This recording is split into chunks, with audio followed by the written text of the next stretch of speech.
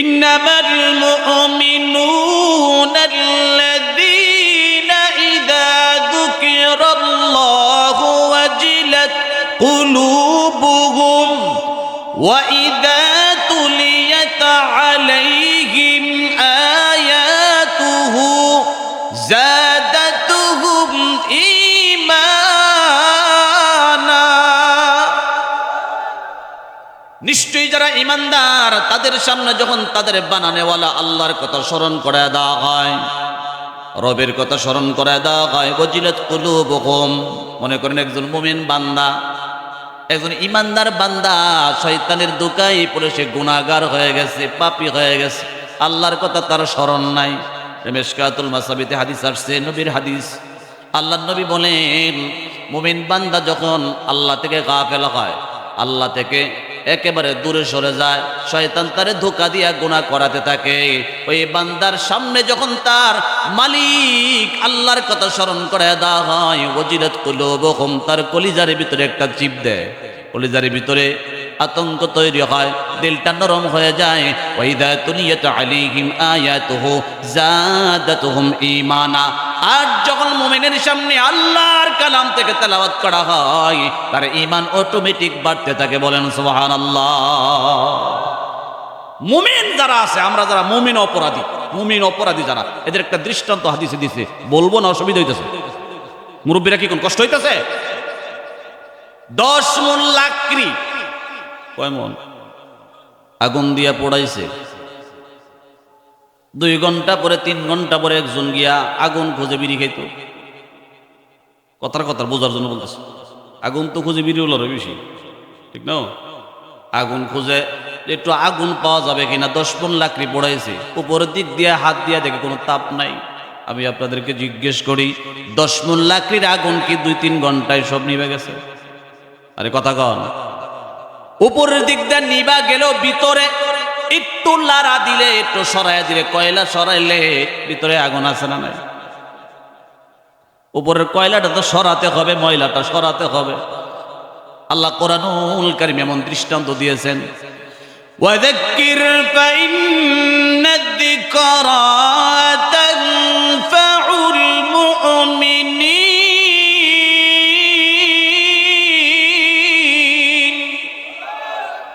ওগো নবী, আপনি বয়ান করেন, নসিহত করেন আপনার উম্মতকে। ফাইন্নাদ যিকরা তানফাউল মুমিনিন, আপনার নসিহত, আপনার বয়ানগুলো মুমিনদের বড় উপকারে লাগবে। কোন মুমিন? যে মুমিনের উপরে অন্তরের ভিতরে গুনার ময়লা জমা হতে হতে, পাপের ময়লা জমা হতে হতে ইমানের ব্যাটারি একেবারে নিভে গেছে মনে হয়। আপনার আমার নবী, বিশ্ব নবীকে যখন বলেছিল, ওগো নবী, আজরাইল জিজ্ঞেস করছে আপনি কি যাবেন না থাকবেন? রাসূল বলছেন, আল্লাহুম্মা রফিকাল আ'লা, আল্লাহ আমার সবচেয়ে বড় দোস্ত, সবচেয়ে বড় বন্ধু, আমি আমার আল্লাহর কাছে যাইতে চাই, আমি দুনিয়াতে থাকতে চাই না। সুবহানাল্লাহ।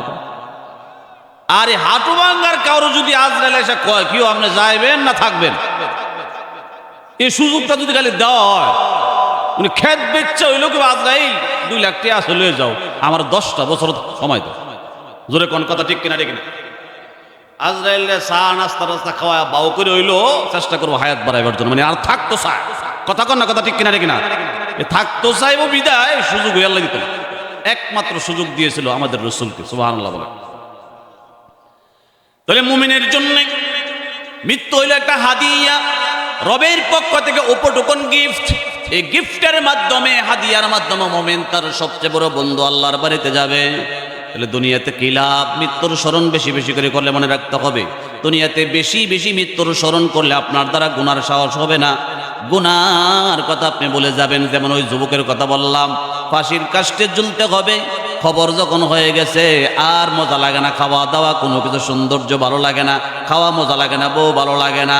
পৃথিবীতে যত রকমের গুনার ব্যবস্থা আছে, সব ধরনের গুনার ব্যবস্থাগুলো হলো মজা। যাত্রায় গেলে মজা লাগে, সিনেমায় গেলে মজা লাগে, নাচতে গেলে মজা লাগে, সুদের টাকা দিয়ে কোটি কোটি টাকার মালিক হতে মজা লাগে, ঘুষ খাইয়া পকেট ভরতে মজা লাগে, যত রকমের পাপের ব্যবস্থা আছে সব হলো মজা। এই মজা থেকে নিজেরে বাঁচাইতে হলে আপনাকে আমাকে বেশি বেশি করে মৃত্যুর স্মরণ করতে হবে, তাইলে মজা থেকে নিজেকে বাঁচানো যাবে। কথা বলেন ঠিক কিনা? আর যদি আপনি মৃত্যুরে ভুইলা জাহান্নামের মজা দুনিয়াতে আগে ভোগ করেন, কবরে যাওয়ার পরে শুরু হবে আপনার সাজা। কথা বলেন ঠিক কিনা? ঠিক না? উফাতিল জান্নাত বিমাকরুহাতিনা, উফাতিল জান্নাত বিমাকরুহাতিনা, উফাতিন নিরানু বিশাকাওয়াতিনা। জাহান্নামকে আল্লাহ তাআলা বাউন্ডারি দিলেন, জাহান্নামের চতুর্পার্শ্বে আল্লাহ তাআলা মজা লাগাইয়া দিলেন। যত রকমের গুনার ব্যবস্থা আছে জাহান্নামের চতুর্পার্শ্বে আল্লাহ তাআলা দিয়া রাখলেন, আর জান্নাতের চতুর্পার্শ্ব দিয়ে আল্লাহ তাআলা কষ্ট দিয়া রাখছেন। জান্নাতের চতুর্পাশে বাউন্ডারি হলো কষ্ট দিয়া। এজন্য আল্লাহ রাসূল হাদিসে বলেন, আমি তোমাদেরকে নসিহত করি, ওসিয়ত করি, কষ্টের কাজগুলো যদি তোমরা করো তাহলে পুরস্কার, আর মজার কাজ যদি তুমি করো, হুফাতিল জান্নাত বিমাকরুহাতিনা, হুফাতিন নিরানু বিশাহাওয়াতিনা। শাহওয়াত মানে মনের চাহিদা, মনে যা চায় তাই যদি তুমি করতে থাকো তাহলে জাহান্নামে চলে যাবা। আর মনে যা চায় না তা যদি তুমি করো, নামাজ পড়তে মনে চায় না, করতে হবে।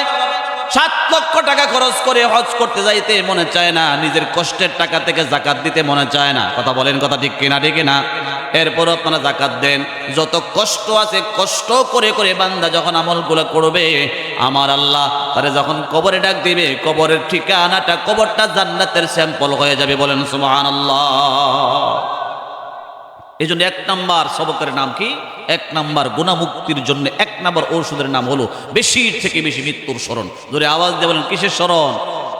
রাসূল বলে, আমি প্রত্যেক দিন মৃত্যুকে 100 বার 70 বার স্মরণ করি। সুবহানাল্লাহ বলেন। আর আমরা স্মরণ হইলে তাবিজ দিয়ে বুঝলে থাকতাম, স্যার মরণ বুঝলে থাকতাম। এটা যেন স্মরণ নয়, ডরাই। ডরান আর না ডরান, আজরাইল ঠিকই না সময় মতো চলে আসবে। 1 নাম্বার। 2 নাম্বার, আল্লাহর নবী বলেন, ওয়া তিলাওয়াতিল কুরআন। কষ্ট হইতেছে ভাই? কষ্ট হয়, বুঝতে কোনো অসুবিধা হয়? 2 নাম্বার, আল্লাহর রাসূল বলেন, ওয়া তিলাওয়াতিল কুরআন। বেশি থেকে বেশি কোরআনুল কারীমের তেলাওয়াত, আল্লাহর কালামের তেলাওয়াত যারা করে, তার দিলের ভিতরে যত ময়লা আছে কোরআনের তেলাওয়াতের ধাক্কায় ধাক্কায় ঘষায় ঘষায় আল্লাহ তাআলা দিলের ময়লা পরিষ্কার করে দেয়। কোরআনের তেলাওয়াতের দ্বারা ঈমান মজবুত হয়, ঈমান তাজা হয়, ঈমান স্ট্রং হয়। ঈমান যত মজবুত হয় নেক আমল করা তত সহজ হয়। ঈমান যত দুর্বল হয় নেক আমল তত বিরক্ত লাগে, বেমজা লাগে। ঈমান মজবুত করতে হলে কোরআন লাগে। কোরআন হলো ঈমান মজবুতের চার্জার। সুবহানাল্লাহ বলেন। এজন্য আমরা কোরআনুল কারীমের তেলাওয়াত নিজেরা করব। রংপুর গেলাম বয়ান করার জন্যে, সেখানে গিয়ে দেখি প্রায় 75 থেকে 80 বছরের কাছাকাছি এক বৃদ্ধ লোক এসে, হুজুর এই বয়সে আমি আল্লাহর কালাম কোরআন শেখার জন্য চেষ্টা করতেছি, হুজুর আমার জন্য দোয়া করাবেন, আল্লাহ যেন আমাকে কোরআন শিখাইয়া দুনিয়া থেকে নেয়। এ মুসলমান, আপনি কষ্ট করেছেন জীবনে, কোটি কোটি টাকার মালিক হয়েছেন, জমির মালিক হয়েছেন, বাড়ির মালিক হয়েছেন, 3টা ছেলে মেয়ে প্রবাসে পাঠাইছেন, আপনার সব কিছু আপনার পরিশ্রমের মাধ্যমে অর্জন করেছেন। আল্লাহর কালাম কোরআনটা শিখার জন্য যদি আপনি একটু চেষ্টা করেন, শেষ বয়সে আপনি শিখতে পারবেন। দুনিয়া থেকে যেদিন চলে যাবেন, কিছু যাক আর না যাক, আপনার সিনার ভিতরে আল্লাহর কালাম আপনার সঙ্গে রওনা দিবে কবরে। সুবহানাল্লাহ। হাদিস শরীফ থেকে পাওয়া যায়, আসসিয়ামু ওয়াল কুরআনু ইয়াশফাআনি লিল আবদি। আসসিয়াম মানে রোজা, আল কুরআন মানে কোরআন। কোরআন এবং রমজানের রোজা বান্দার পক্ষে কিয়ামতের ময়দানে আল্লাহর আদালতে উকিল হইয়া আল্লাহর সঙ্গে কথা বলবে। কোরআন হবে উকিল। সুবহানাল্লাহ বলেন।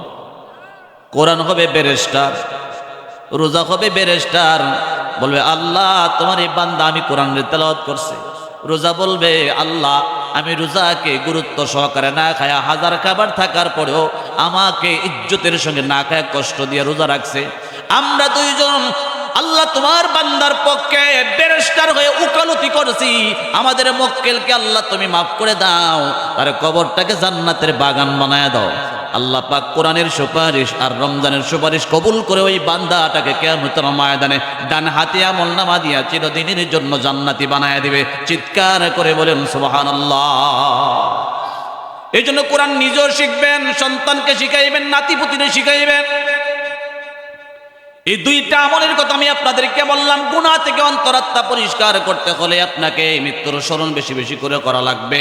2 নাম্বার, কোরআনুল কারীমের তেলাওয়াত করা লাগবে। আল্লাহ কোরআনে স্পষ্ট আয়াতে বলছেন কোরআনের তেলাওয়াতের দ্বারা বান্দার ঈমান কেমনে বাড়তে থাকে। ইন্নামাল মুমিনুনা আল্লাযীনা ইযা যুকিরাল্লাহু ওয়াজিলাত কুলুবুহুম ওয়া ইযা তুলিয়াত আলাইহিম আয়াতুহু যাদাতুহুম ঈমানা।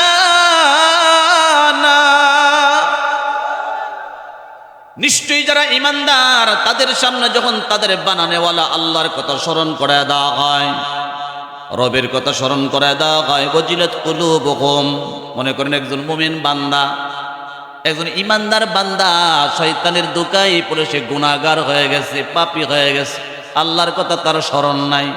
মিশকাতুল মাসাবিতে হাদিস আসছে, নবীর হাদিস।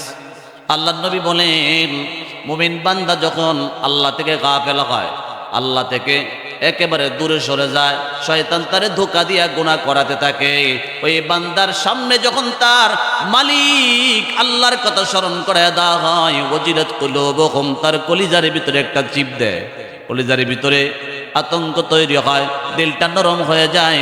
ওয়াইদা তুলিয়াত আলাইহিম আয়াতুহু যাদাতুহুম ঈমানা। আর যখন মুমিনের সামনে আল্লাহর কালাম থেকে তেলাওয়াত করা হয়, তার ঈমান অটোমেটিক বাড়তে থাকে। বলেন সুবহানাল্লাহ। মুমিন যারা আছে, আমরা যারা মুমিন অপরাধী যারা, এদের একটা দৃষ্টান্ত হাদিসে দিছে, বলবো না অসুবিধা হইতেছে? মুরব্বীরা কি কোন কষ্ট হইতেছে?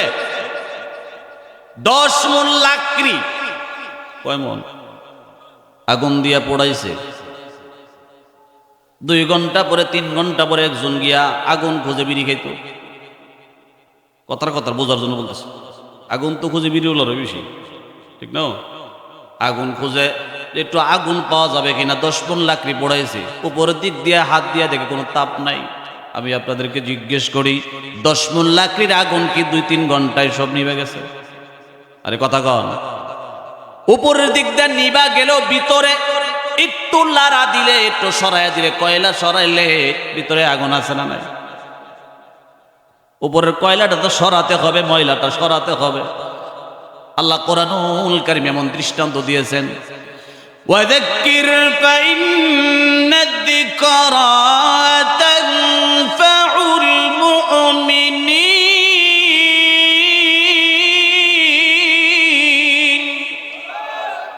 ওগো নবী, আপনি বয়ান করেন, নসিহত করেন আপনার উম্মতকে। ফাইন্নাদ যিকরা তানফাউল মুমিনিন, আপনার নসিহত, আপনার বয়ানগুলো মুমিনদের বড় উপকারে লাগবে। কোন মুমিন? যে মুমিনের উপরে অন্তরের ভিতরে গুনার ময়লা জমা হতে হতে, পাপের ময়লা জমা হতে হতে ইমানের ব্যাটারি একেবারে নিভে গেছে মনে হয়। উপরের থেকে কোনো হেদায়েত ঢুকে না, আজানের আওয়াজ ঢুকে না, ভালো কথা তার দিলের ভিতরে ঢুকে না, ভালো কোনো কাজ করতে সাহস পায় না, সৎ সাহস পায় না। তাহলে কি করতে হবে? উপর থেকে কিছু ময়লা সরাতে হবে। নবী বলেন ওই মুমিনটারে আপনি নসিহত করেন, বয়ান করেন, তাইলে তার দিল পরিবর্তন হবে। আল্লাহর রাসূল এই দৃষ্টান্তটা দিয়েছেন যে এতগুলো লাকড়ির আগুন উপর থেকে নিভে গেল, ভিতরে নিভে নাই, একটু কয়লা সরাইয়া দিলে ভিতরে যদি আপনি একটু ফু দেন, আবার আগুন জ্বলার সম্ভাবনা আছে না? না। এই জন্য মুসলমান ইমানদার, প্রত্যেকটা ইমানদার, কাউকে আপনি গালি দিতে পারেন না, অপরাধীদেরকে গালি দিতে পারেন না, খাটো মনে করতে পারেন না, ছোট করতে পারেন না। কারণ কখন জানি আমার আল্লাহ তার অন্তরের ময়লা পরিষ্কার করে দেয়, কখন জানি তওবা করে আপনার চাইতে নাম্বার 1 আল্লাহর ওয়ালা হয়ে যায়, এটা কারো গ্যারান্টি নাই। কথা বলেন ঠিক কিনা? আমি 5 ওয়াক্ত নামাজ পড়ি, তাহাজ্জুদ, আওয়াবিন, ইশরাক বহুত করি, তাসবিহ পড়ি। এজন্য আমি অন্যকে খাটো মনে করতে পারি না, ছোট বলতে পারি না, তাকে আমি তুচ্ছ-তাচ্ছিল্য করতে পারি না। যে কোনো মুহূর্তে আল্লাহ তার জীবনের গুনাহ মাফ করে তাকে আমার চেয়ে বড় আল্লাহর ওলি বানাতে পারে। কথা বলেন ঠিক কিনা? ঠিক না?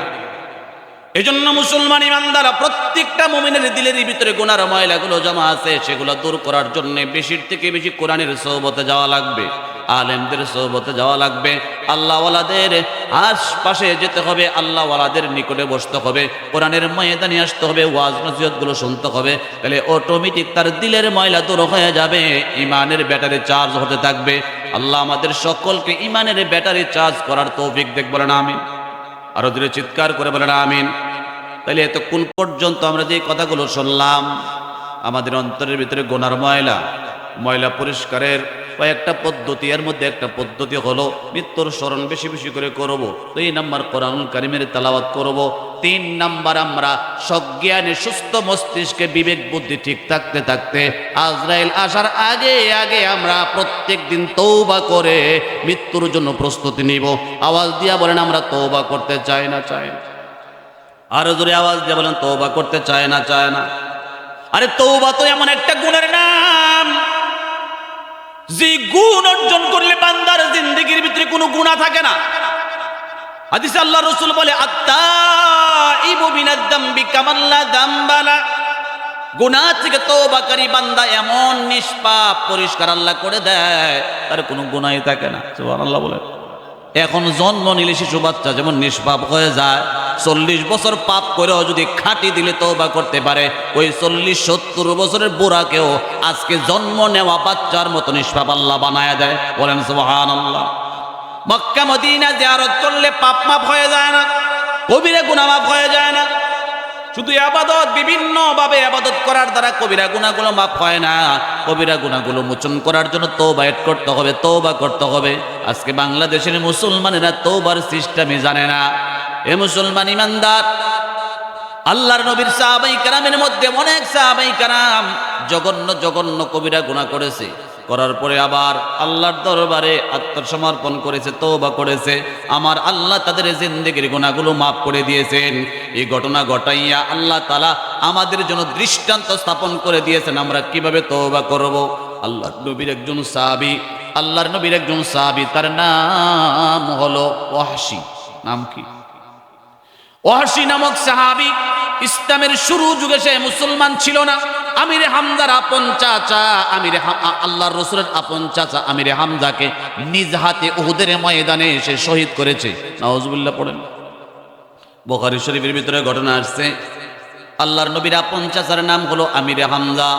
আমিরে হামজাকে উহুদের প্রান্তরে পিছন থেকে ওয়াহশী নামক ওই গোলামটি আঘাত করে আমিরে হামজা গোড়ার উপর থেকে নিচে পড়ে যায়। পড়ার পরে তার নাক কেটে ফেলছে, ঠোঁট কেটে ফেলছে, এমনকি কল্লা কেটে ফেলছে, বুকটা ফাইরা ভিতর থেকে কলিজাগুলো বের করছে। নাউজুবিল্লাহ চিল্লাহ। এমন নির্মম ভাবে আল্লাহর নবীর আপন চাচা আমির হামজাকে ওয়াহশী নামক গোলাম হত্যা করেছে, শহীদ করেছে। এরপরে আল্লাহর নবী যখন এই সংবাদ শুনলো, আমার নবীর চোখের পানি ছেড়ে এত কান্না করছে, এমন নির্মম ভাবে আমার চাচাকে ওয়াহশী কেমন করে মারলো। আল্লাহর রাসূল যখন মক্কা থেকে মদিনায় হিজরত করে চলে গেলেন, ওয়াহশী মক্কায় রয়ে গেল, খুনি মক্কায় রয়ে গেল। আল্লাহর নবীর কাছে চিঠির পত্র লিখলো, গো আল্লাহর নবী, আমি তো আপনার চাচাকে নিজ হাতে শহীদ করেছি, হত্যা করেছি, কিন্তু আমার দিলের ভিতরে কেন জানি পরিবর্তন লাগে, আমার মনে চাই কালিমা পড়ে মুসলমান হয়ে যাইতে। আল্লাহু আকবার বলেন, জোরে সকলে বলেন আল্লাহু আকবার। রাসূলের আপন চাচাকে হত্যা করার পর কালিমা পড়ে মুসলমান হতে চায়, তাহলে বোঝা গেল আল্লাহ তারা হেদায়েত দিবেন। হেদায়েতের মালিকটাকে আরো জোরে আওয়াজ দিয়ে বলেন, হেদায়েতের মালিককে। এই বাংলাদেশে কি নবী আইছে? জোরে এখন আইছে, আমরা হেদায়েত পাইছি আলহামদুলিল্লাহ। আওয়াজ দিয়ে বলেন আলহামদুলিল্লাহ। এই বাংলাদেশের জমিনে নবী আসে নাই। আবু জাহেল কাফের বেঈমানদেরকে আমার নবী সরাসরি দাওয়াত দিয়েছে। একবার আর দুইবার না, 3000 বার আবু জাহেলকে রাসূল নিজে দাওয়াত দিয়েছে। সুবহানাল্লাহ। কয় হাজার বার আবু জাহেল কালিমা পড়ছে? পড়ে নাই। আমাদেরকে রাসূল একবারও দাওয়াত দেয় নাই, কিন্তু হেদায়েতের দৌলত আমরা পেয়ে গেলাম আলহামদুলিল্লাহ।